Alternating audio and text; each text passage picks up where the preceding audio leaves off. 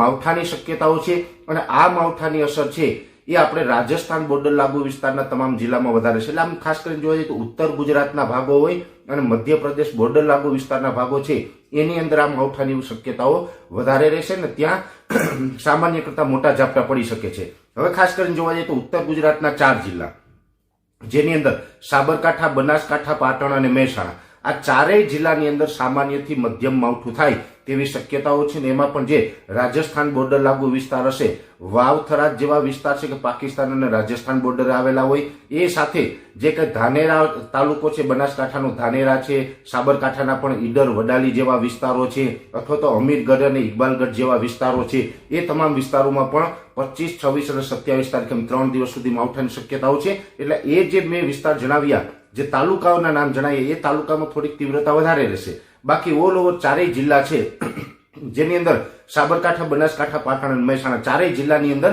25, 26 અને 27 ડિસેમ્બર 2024 એમાં માવઠાના વરસાદની શક્યતાઓ રહેલી છે. એ સાથે અરવલ્લી જિલ્લો છે એમાં પણ હળવા સામાન્ય મધ્યમ ઝાપટા અને એકલ દોકલ સેન્ટરમાં મધ્યમથી ભારે ઝાપટા પડે તેવી શક્યતાઓ છે. મહીસાગર એટલે કે લુણાવાડા આસપાસનો તમામ જિલ્લો જે વિસ્તાર છે એ મહીસાગરમાં પણ મધ્યમથી ભારે ઝાપટા પડી શકે છે. એ સાથે દાહોદ, ગોધરા એમાં પણ વરસાદની શક્યતાઓ છે. છોટાઉદેપુર જિલ્લો છે એમાં કદાચ એકલ દોકલ સેન્ટરમાં હળવા છૂટાછવાયા પડે એ અપવાદરૂપ રહેશે. છોટાઉદેપુરને બહુ વાંધો નહીં આવે, પણ ખાસ કરીને જે માવઠાના ઝાપટા પડવાના છે એમાં દાહોદ, ગોધરા, મહીસાગર, અરવલ્લી, સાબરકાંઠા, બનાસકાંઠા, પાટણ અને મહેસાણા આમાં ખાસ કરીને તીવ્રતા વધારે રહેશે. એ પછી ગાંધીનગર, અમદાવાદમાં હળવા છૂટાછવાયા સામાન્ય ઝાપટા પડશે, ત્યાં ભારે નહીં, છૂટાછવાયા સામાન્ય ઝાપટાઓની શક્યતાઓ છે.